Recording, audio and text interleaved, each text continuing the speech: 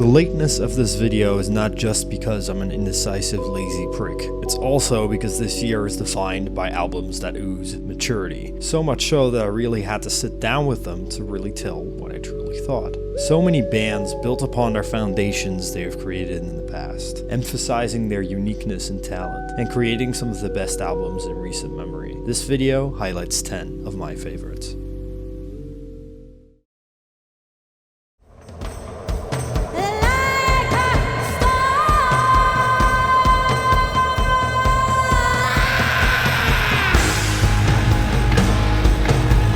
What? A live album can't be on the top 10 albums list. It's not a real album. It's a performance.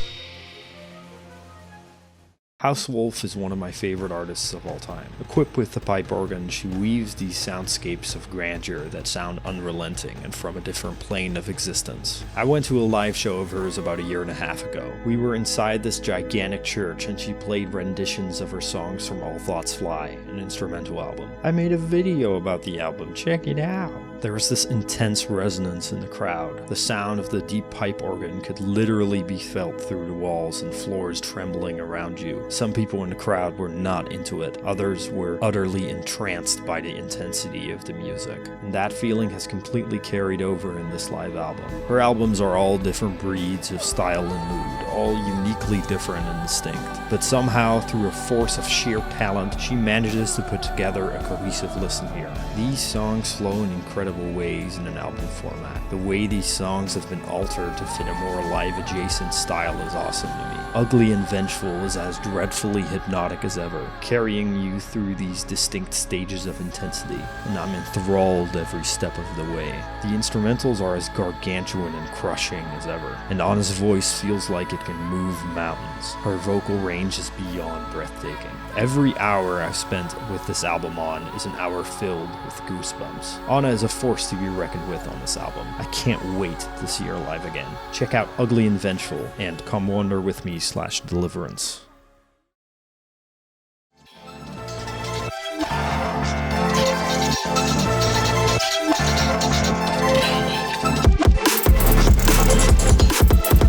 Coscate. Yeah, this was bound to be somewhere on here. Course Gate by experimental electronic artist Val Smith is still as inventive and fun as it was when I covered it in my Val Smith video. Since then, Val has released 2 other albums, a groovy dance-centric album with Rekindle, and the most experimental Val release ever, Yo. These releases are all super special and highlight how unique Val is in this field. They all have different things to say and all ooze confidence and experimentation. Chorus Gate is still my favorite. It's very tight and every song feels distinctly pronounced and realized. The album works incredibly well as a holistic experience, yet every song has its own intention and execution. Chorus Gate brims with imagination and experimentation. Every song tells its own story and houses its own experiences. There's a playful breathing motion on the track looper. It makes me think of a water level from a Nintendo game. Poppy and bubbly elements reverberating around your ears. Everything has these lush and beautiful string notes that slowly builds to a distorted and disorienting outro, which warps the track into an ominous and hypnotic soundscape. Immediately after this, it transitions to Veracity in the Warehouse, a very industrial dance track. The way these songs weave and dance with each other is super satisfying. They're all so different, yet complement each other in many ways. It truly feels like you're being put on a journey on Chorus Gate, and even after having heard the album dozens of times, I'm still surprised by the beautiful details to explore. I'm sure I've only just scratched the surface. Check out Know Me in Everything.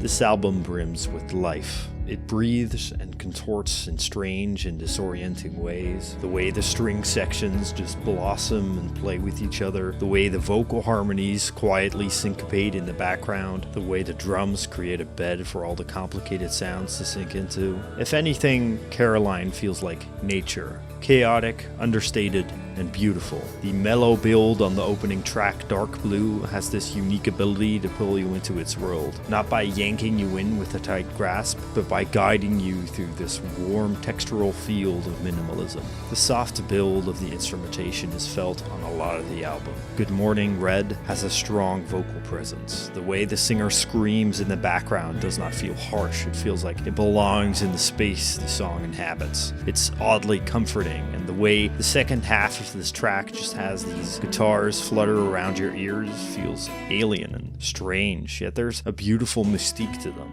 But nature is not only beautiful, it can also inhabit chaos, or more specifically, destruction. Engine eavesdropping starts very slow and pretty, with a beautiful solo guitar section and sweeping vocals. But before you know it, it breaks down. String instruments violently crash into each other and harshly yank the listener away from comfort. The drums are erratic and chaotic, but somehow the strings in the background keep you entangled in the scene. It holds the listener and encourages them to listen. In my time listening to this record, I haven't found many words to describe it. The only one I could come up with, the only one I can still come up with, is nature. It inhabits that word, lives inside of it, with all its beauty and bruises. Check out Dark Blue and Engine Eavesdropping.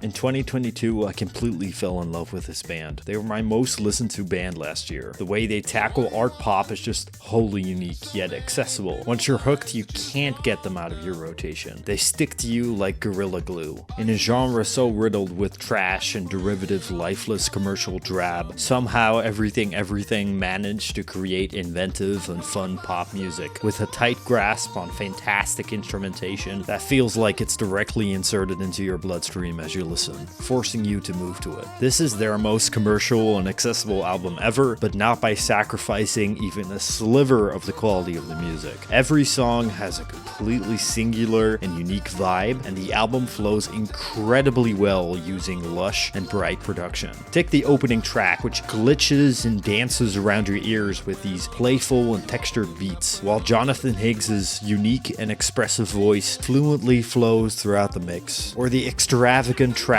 Cut Up, with its unapologetic cowbell and catchy as all fuck chorus, where the vocals so uniquely play with rhythm and melody. And the track Leviathan has such a beautiful slow build that ultimately explodes into a lush and flavorful conclusion that just makes all the hairs in my body stand up. The lyricism that plays with our relationship with artificial intelligence is endlessly fascinating to me as well, and it always leaves me contemplating after every listen. Everything are truly in a league of their own. I honestly can't tell you one band that even approaches their brand of explosive art pop and rock. Check out Leviathan and Teletype.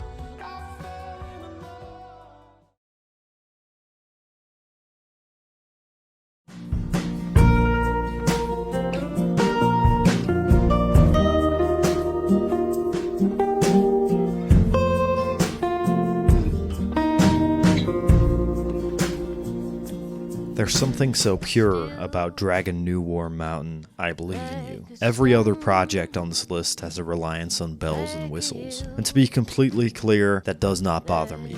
The quality of those records is because of their innate creativity. This album, however, stands out amongst the crowd because it's simply a beautiful piece of art, sentimental, lush, and full of life. It's not a record defined by its uniqueness, it's defined by how fantastic the performances are, how perfectly the songs are structured, by how Adrienne Lenker steals every breath away with her nostalgic and personal lyricism about life and love. The way she she can so accurately portray raw emotion and feeling through specific stories about her life. Honestly, my connection with her storytelling is hard to put into words. Let's just say that it hits hard. Sparrow and Change are so vivid and real, immersive, and Adrienne's voice rings out with her incredible range and the subtle gravelly timbre of her voice. Not only that, but the instrumentation on here is at times unreal and super creative. Take the percussive and strange track,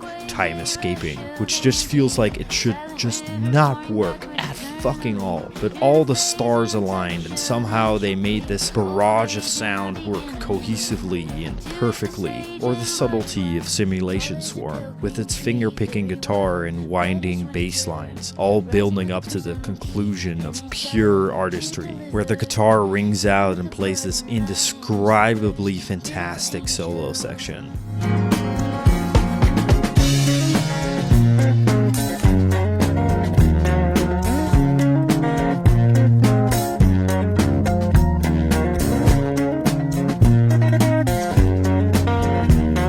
There's something so universally gorgeous about this album. I couldn't imagine a person who's even remotely interested in music that would not click with this album. And I'm glad it came out when it did. It provided some escape for me. It would make me forget about my troubles for a second and I would just breathe in the air that Big Thief so beautifully spruced up with this album. Check out Sparrow and Simulation Swarm.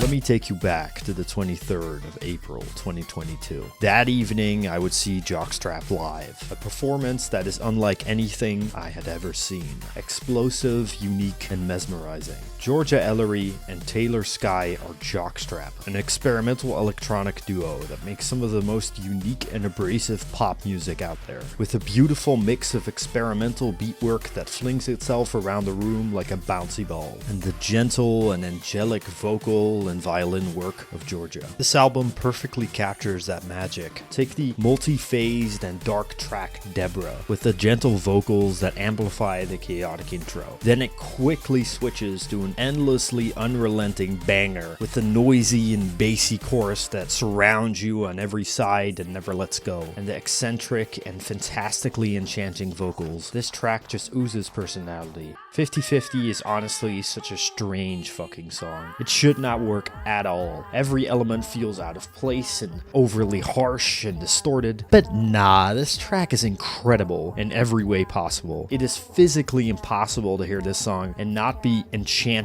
with the spell Jockstrap cast on you, forcing you to dance until you die like the dancing plague of 1518 in Strasbourg, France. Oddly specific, I know, but trust me, it's true in every way possible. Jennifer B is a song that I first heard live. I was mesmerized by the complicated and beautifully orchestrated textured percussion, the freaky yet approachable main melody, the vocals that felt gravitational in nature, pulling you deeper and deeper into this chaotic dance track. Months after the show in September, I Love You, Jennifer B came out. And when I listened to it for the first time with my girlfriend, we both shot up when we recognized it in the album. We could vividly and miraculously recount every section of that song, every single catchy element working together, every single line that Georgia utters. That just goes to show how memorable and unique Jockstrap are in their field, how their music is something truly special in my eyes. That show was one of the best that I've ever seen, and the fantastic quality of this album shows that Jockstrap are just getting started. Check out Jennifer B, Deborah, and 50/50.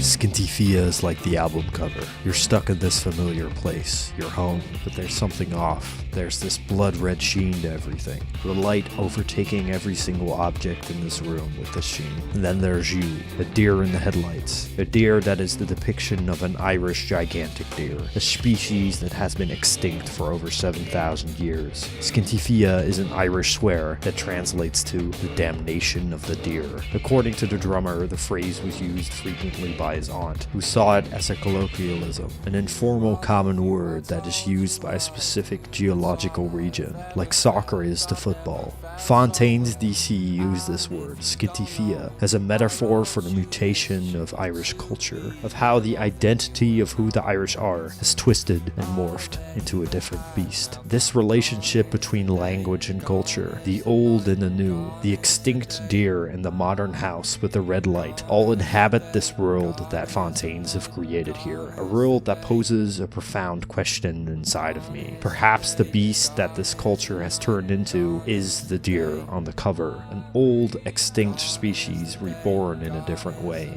And this poses another question. What is the actual Irish culture? Which one is true? These questions are pondered on Scintifia in different forms, in different ways, relating to different things, turned into different beasts. I love this album deeply. Every line that it chooses to utter, the questions that it brings up. So much so that I haven't even talked about the gargantuan and sprawling instrumentation that works so perfectly to depict a very specific mood, or the ways this album makes me feel various emotions. Joy, sadness, contemplation, introspection. I haven't even been able to talk about any of the songs on here specifically, and that is because I feel like any word I could write would not do the majesty of the instrumentation and the poetic songwriting justice. These songs are only to be depicted by listening to the album, by examining this reborn extinct beast. Someday I may try to describe the beast in more detail, but today is not that day.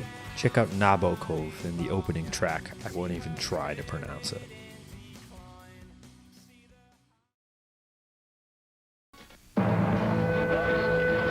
On World News Tonight this Tuesday, the first Concorde ever to crash just after takeoff from Paris.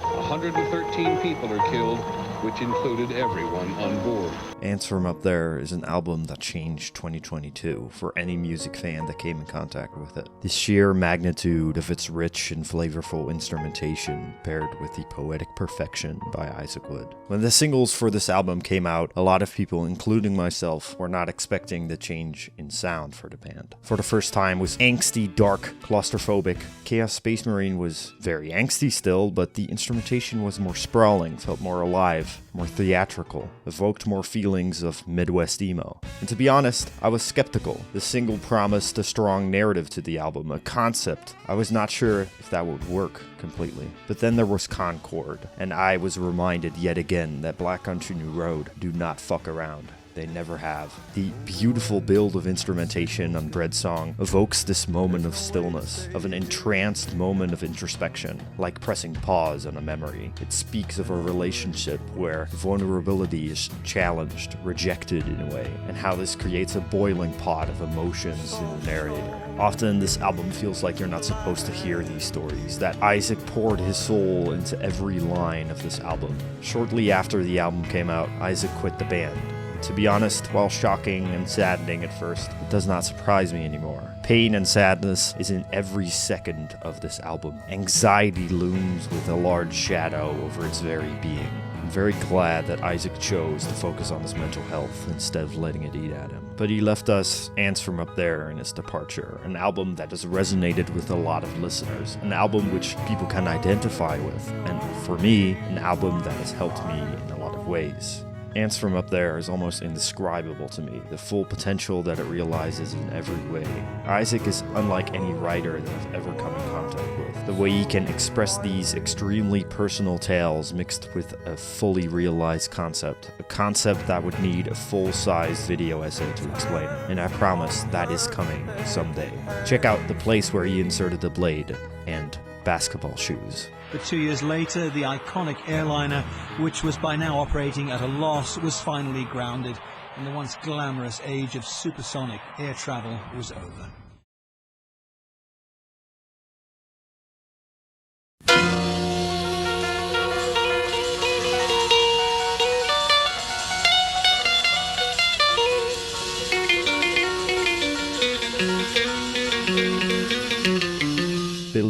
Against Athiops is an endless rabbit hole full of introspection, historical and cultural context clues, and the current identity of blackness, all combined in a brilliantly hypnotizing and overwhelming package, dropping all of the information on you with no regard to giving you any time to breathe. The pure emotional delivery, the fantastic layered instrumentation full of cultural samples just as rich as the lines that Billy utters. All of these things collide and form this hard-to-describe masterpiece. An album that gives you more questions than answers every listen. An album that causes you to endlessly dive into every line. The complexity of Billy's political knowledge is something that still astonishes me to this day. This album does not feel like a history lesson or information dumps. Billy's skill as a storyteller keeps you engaged the entire way through. His lyricism feels like memories do at times. Overwhelming, specific, and detailed, yet so vague. Like the storytelling is just pouring out in the way that introspection does. Scattered, but insanely important to finding the full picture. And you're never going to find that full picture. This album is just too riddled with nuance and context for that. Some things are for only Billy to know. The album touches on Billy's perspective on blackness, of how he sees that blackness is still completely defined by Europeans and their oppression on other races. Their endless control of the system that keeps the water running, the way they can control the narrative on who others are, essentially stripping away the identity of black people, the dehumanization and commodification of race. This can be seen on the cover as well. The cover is a cropped version of Two African Men, a painting by Dutch Impressionist painter Rembrandt, a painting that was made by a European man defining who these men were, a painting that to this day hangs in a museum initially funded by a 17th century colonial overlord. Even the title is a reference to that theme, Aethiop, being an outdated word for dark-skinned people. I think most strikingly, Billy points out that he feels like he's in a museum, but on the other side of the glass, a side where he's being constantly observed for the color of his skin and the role he plays in society. This album is not one that I can fully understand. I do not have the background to even grasp the full meaning of it, but what I can say is that this album is a beautiful masterpiece that I just can't get enough of. An album that means a whole lot to me. Check out Asylum, Christine, and Remorseless.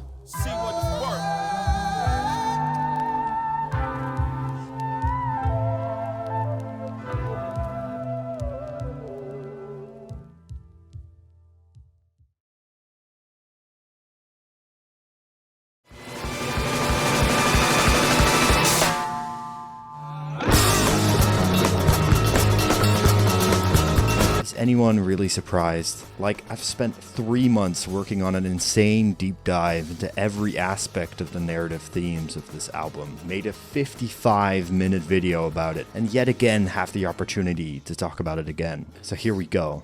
The album starts off with Rock the Beat 2, with this incredible monologue. A short time ago, in a galaxy closely near. Is it closely? Yeah, it's closely. Just keep the evil voice. Oh, I'm sorry for party rocking. I've been sipping on that whiskey all day, just read it. Two men emerged out of the muck. April 1st, 2007. April Fool's Day. It marked the birth of a new sound, party rock. The way this monologue sets up the narrative and cohesive concept of the album is just so gratifying to me. The way Black Midi creates this world full of stories about our current lives under neo-globalist, neo-capitalist, Marxist, Antifa, snowflake, soy, cancel culture, MK Ultra, sleep trial, Pizzagate, Illuminati, reptile-riddled, woke-pilled, matrix propaganda, and how they feel like they have to apologize for their attempt to party rock on this system. All Night Long has this incredible pull to the listener, the way they can capitalize on your empathy and humanity, the way they twist our current perspective on the concept of party rock. Wow, dude, party rock! Just listen to these lines by guest vocalist Lisa Tatiana, walking down Dirty Street, party rocking to the beat. Oh, the way he looked at me. He's out of space like Anakin.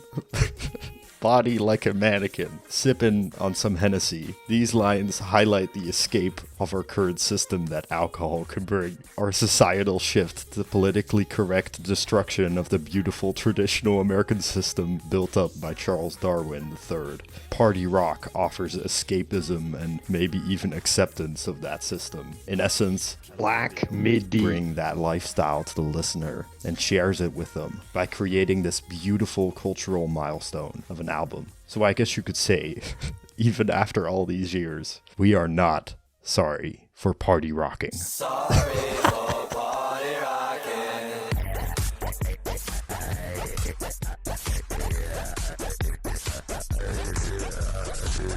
Thanks for watching. So this took a while, obviously. I want to treat these videos as kind of like 10 mini video essays. Each section has its own style and writing style, editing style, everything. So that's why this video took so long to make. Also because these albums are super mature and it took me a long time to figure out what I actually thought about them. But thank you for watching. Holy shit. The next video is gonna be a big video. So another big album analysis. So yeah, I'm gonna be working on that for a long time. So there's gonna be weekend projects in between that. Don't worry about it. But that is gonna be my main focus. Another big, long video, just like the Hellfire video. And hopefully better or just as good. Cool. Bye-bye.